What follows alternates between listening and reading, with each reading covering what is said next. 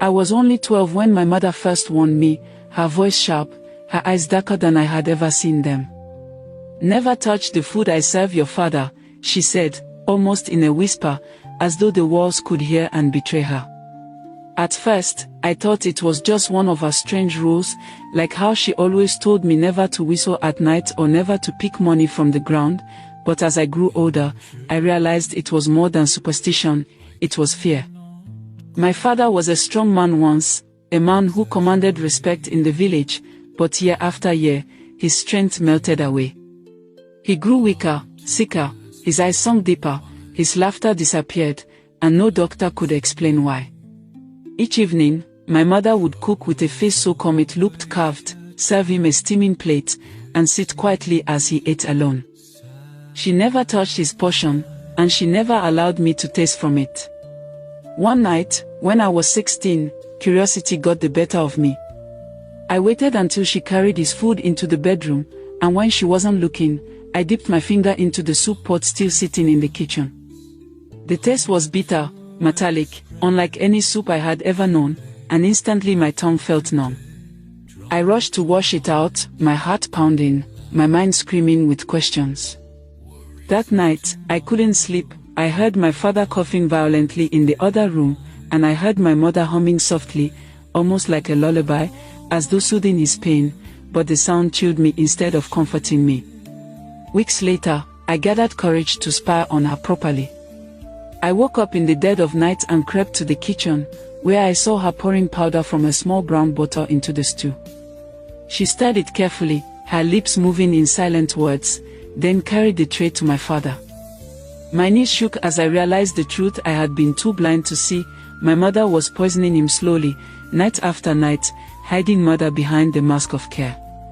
I stumbled back to my room, my throat dry, my heart thundering, and I whispered to myself in horror, "This is why she never wanted me to eat his food."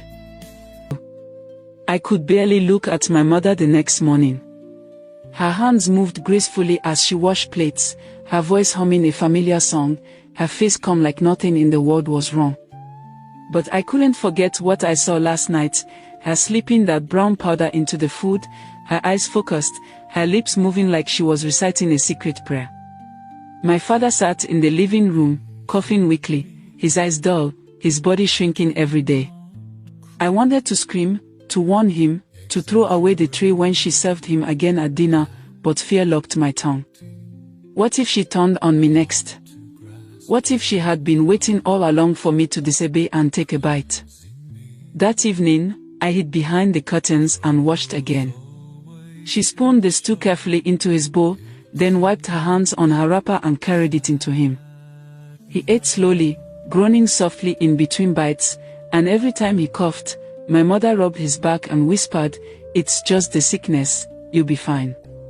But her eyes were cold, almost satisfied. That night, I couldn't stay silent anymore. I went into her room while she was bathing and searched everywhere, her drawers, her wardrobe, even under the bed. My hands trembled when I finally found it, the brown bottle, half full, tucked inside an old scarf. I picked it up, brought it close to my nose, and almost gagged. The smell was sharp, chemical, nothing like medicine. I slipped it back before she returned, but my mind was racing. Who was this woman I called my mother? Why would she poison her own husband? The next day, I skipped school and went to visit my grandmother in the next village. I had never told her much before, but when I finally broke down and confessed what I had seen, her face turned pale, her hands clutching her chest. After a long silence, she whispered words that made my stomach twist. "Your mother never loved your father.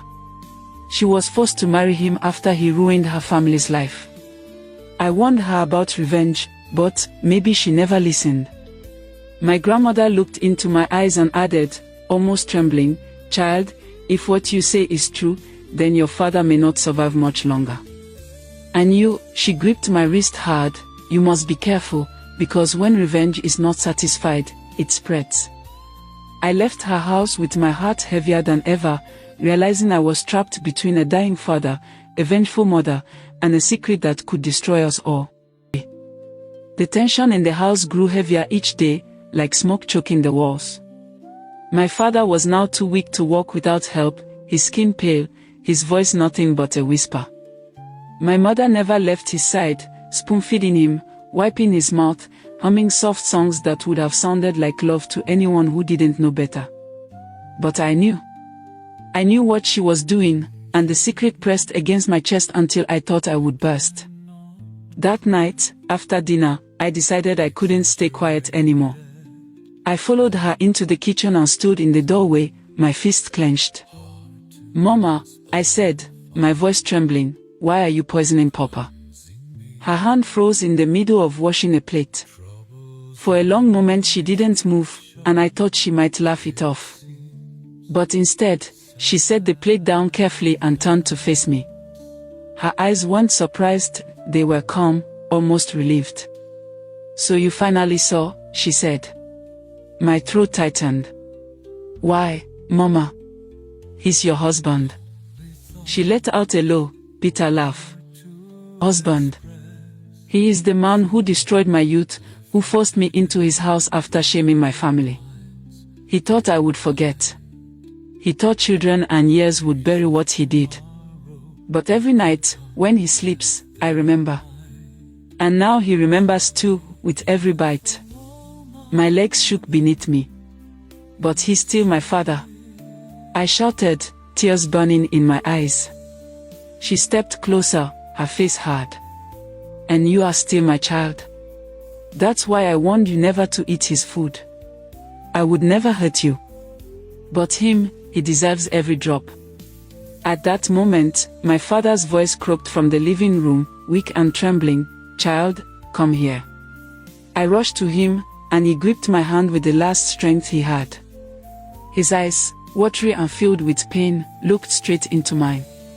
"Forgive me," he whispered, "for everything. For what I did to your mother, for the life I gave you.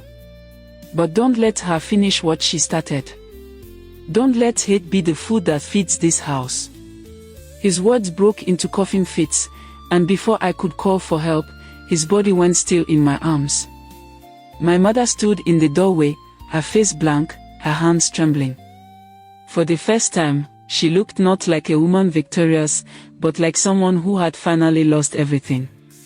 The silence that followed was heavier than any scream.